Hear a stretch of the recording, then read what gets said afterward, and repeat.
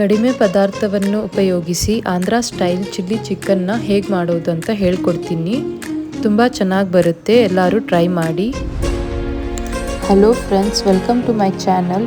Like, share, subscribe ಮಾಡೋದನ್ನು ಮರಿಬೇಡಿ. ಅರ್ಧ kg ಚಿಕನ್ಗೆ ಒಂದು 15ರಷ್ಟು ಹಸಿಮೆಣಸಿನ್ಕಾಯಿನ ತಗೊಂಡು ಈ ಥರ ಚೆನ್ನಾಗಿ ಕುಟ್ಟಬೇಕು. ಒಂದು ಬಾಣಲಿಗೆ ಎಣ್ಣೆ ಹಾಕಿ ಕುಟ್ಟಿರುವಂತಹ ಹಸಿಮೆಣಸಿನ್ಕಾಯಿನ ಹಾಕ್ಕೊಂಡು ಚೆನ್ನಾಗಿ ಫ್ರೈ ಮಾಡಬೇಕು. ಫ್ರೈ ಆದ ನಂತರ ಒಂದು 2 ಸ್ಪೂನಷ್ಟು ಶುಂಠಿ ಬೆಳ್ಳುಳ್ಳಿ ಪೇಸ್ಟ್ನ ಹಾಕ್ಕೊಂಡು ನಾವು ಅದನ್ನು ಫ್ರೈ ಮಾಡಬೇಕು. ಈಗ 2 ಸೌಟಷ್ಟು ಚಿಲ್ಲಿ ಸಾಸ್ನ ಹಾಕ್ಕೊತಾ ಇದ್ದೀನಿ ಮತ್ತು 1 ಸೌಟಷ್ಟು ಸೋಯಾ ಸಾಸ್ನ ಹಾಕ್ಕೊಂಡು ಚೆನ್ನಾಗಿ ಫ್ರೈ ಮಾಡ್ಕೊತಾ ಇದ್ದೀನಿ.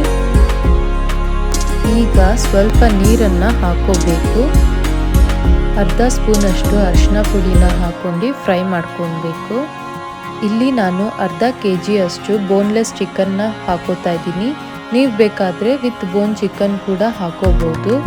ಇದನ್ನು ಹಾಕ್ಕೊಂಡು ಚೆನ್ನಾಗಿ ಈ ಥರ ಫ್ರೈ ಮಾಡ್ಕೊಳ್ಬೇಕು. ಈ ಥರ ಚೆನ್ನಾಗಿ ಮಿಕ್ಸ್ ಆದಮೇಲೆ ರುಚಿಗೆ ತಕ್ಕಷ್ಟು ಉಪ್ಪನ್ನು ಹಾಕೋಬೇಕು.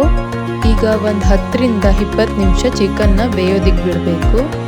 ಒಂದು ಕಪ್ಪಲ್ಲಿ 1 ಸ್ಪೂನಷ್ಟು ಕಾರ್ನ್ಫ್ಲೋರ್ನ ಹಾಕಿ ಸ್ವಲ್ಪ ನೀರು ಹಾಕಿ ಈ ಪೇಸ್ಟನ್ನ ನಾವು ಚಿಕನ್ನಲ್ಲಿ ಹಾಕಬೇಕು. ಈ ಪೇಸ್ಟ್ ಹಾಕೋದ್ರಿಂದ ಗ್ರೇವಿ ಚಿಕನ್ನ ಅಂಟ್ಕೊಂಡು ತುಂಬ ಚೆನ್ನಾಗಿ ಬರುತ್ತದೆ. ಆಂಧ್ರ ಸ್ಟೈಲ್ ಚಿಲ್ಲಿ ಚಿಕನ್ ಸವಿಯಲು ಸಿದ್ಧವಾಗಿದೆ.